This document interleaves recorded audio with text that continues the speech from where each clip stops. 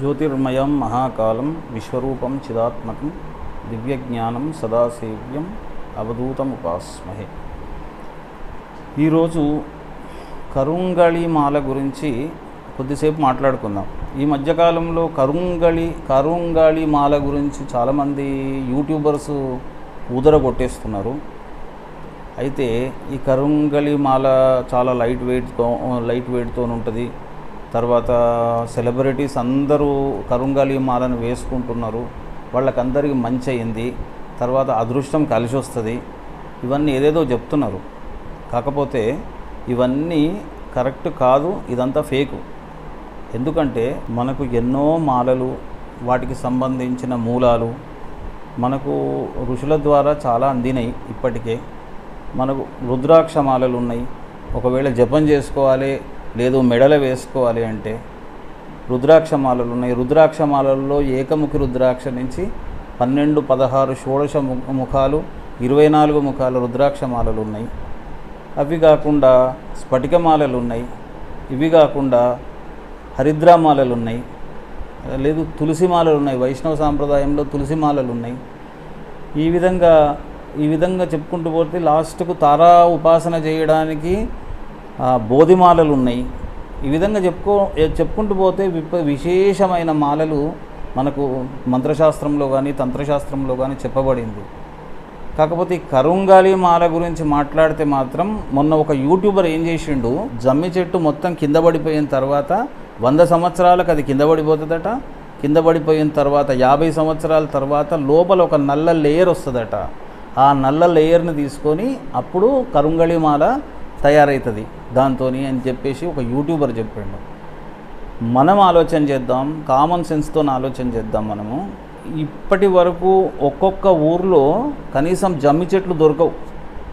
మనకు జమ్మి చెట్లు ఎప్పుడు అవసరం పడుతుంది అని అంటే దసరా రోజు జమ్మి చెట్టు అవసరం పడుతుంది. ఒక ఊర్లో జమ్మి చెట్టు లేకపోతే పక్క ఊరు నుంచి ఎక్కడి నుంచో 10 కిలోమీటర్ల దూరం నుంచి ఆకు తెచ్చుకుంటారు, జమ్మాకును తెచ్చుకుంటారు. జమ్మి కొమ్మని తెచ్చుకొని ఆ ఊర్లో పాతుకొని కార్యక్రమం చేసుకుంటారు, పూజ చేసుకుంటారు.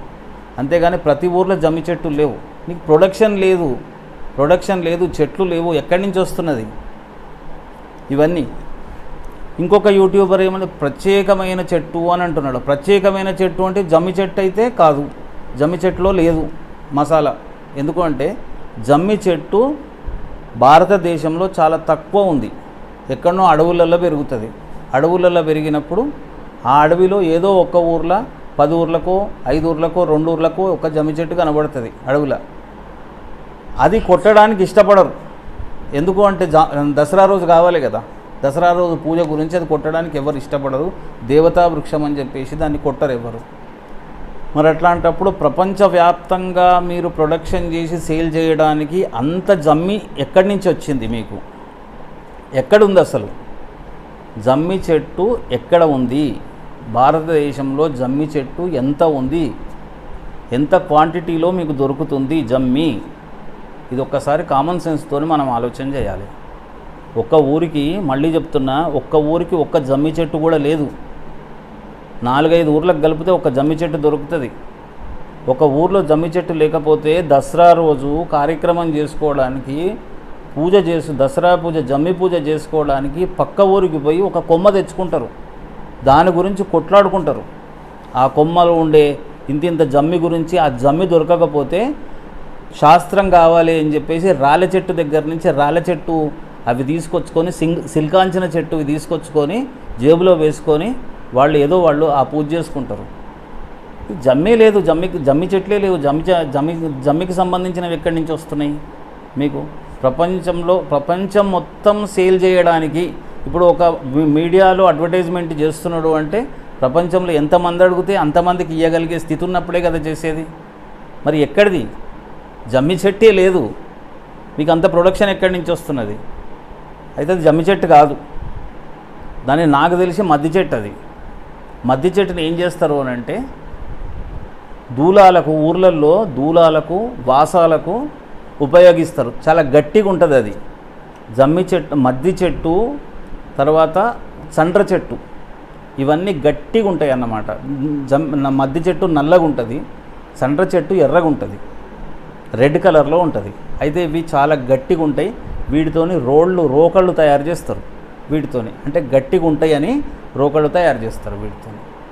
నాకు మంత్రశాస్త్రంలో కానీ బదనికా శాస్త్రంలో కానీ ఇప్పటి వరకు మద్ది చెట్టుకు సంబంధించిన మూలాలు కానీ మద్ది చెట్టుతోని ఇట్లాంటి మంచి పౌష్టిక కార్యక్రమాలు, లేకపోతే వశీకరణ కార్యక్రమాలు, లేకపోతే మారణ కార్యక్రమాలు, లేకపోతే షట్కర్మలో చేస్తారు అని చెప్పేసి నాకు ఎక్కడ మద్ది చెట్టు గురించి నాకు ఎక్కడ ప్రస్తావన దొరకలే ఇప్పటి వరకు. మద్ది చెట్టు అనేది గృహోపకరణాలకు యూజ్ చేసుకుంటారు, ఇష్టపడి వాటిని గట్టిగా ఉంటాయని చెప్పేసి, చాలా స్టాండర్డ్గా ఉంటాయని చెప్పేసి వాటిని వాడుకుంటారు.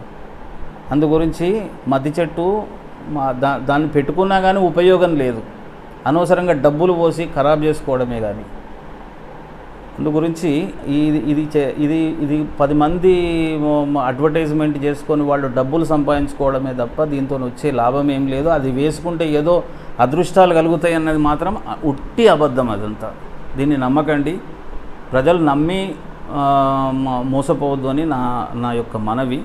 తర్వాత అసలు కరాంగుళి మాల అంటే కర అంగుళి అంటే మన చేతికి 10 వేళ్ళు ఉంటాయి, ఇది కరము, అంగుళీయకాలు. ఇప్పుడు అర్థమైందా మీకు? నాకు తెలిసింది నేను చెప్తున్నా. ఇది అంగుళీయకాలు, ఇది కరము. మనకు మొదటి నుంచి కూడా ధ్యానం చేసుకుంటప్పుడు కానీ జపం చేసుకుంటప్పుడు కానీ జపమాలను ఉపయోగపరచడము, జపమాల లేకపోతే వేళ్లను లెక్క పెట్టుకోవడము, ఇది మనకు మొదటి నుంచి వస్తున్న గురువు సాంప్రదాయంలో నుంచి వస్తున్న ఒక పద్ధతి. దీంట్లో మనం దీంట్లో మనం ఏం చేస్తున్నామంటే ఈ గీతలు ఉన్నాయి కదా, ఈ గీతలలో 12 గీతలు ఉంటాయి.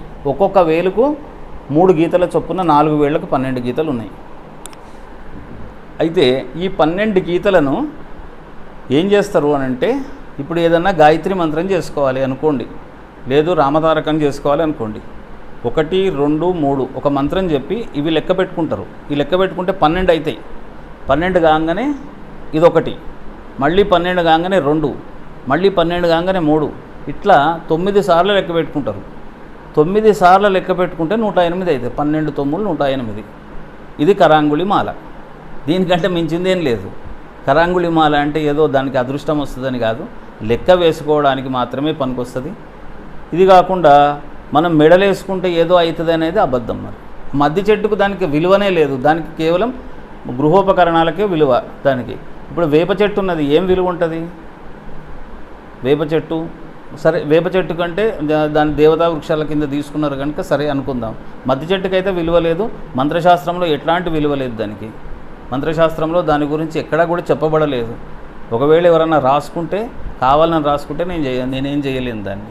మద్ది చెట్టు గురించి మంత్రశాస్త్రంలో ఎట్లాంటి ప్రస్తావన రాలేదు ఇప్పటివరకు. నేను బదనికా శాస్త్రాన్ని చూసిన తర్వాత వేర్ల గురించి నాకు తెలుసు, కానీ ఎక్కడ కూడా మద్ది చెట్టు గురించి ఎక్కడ ప్రస్తావన రాలేదు.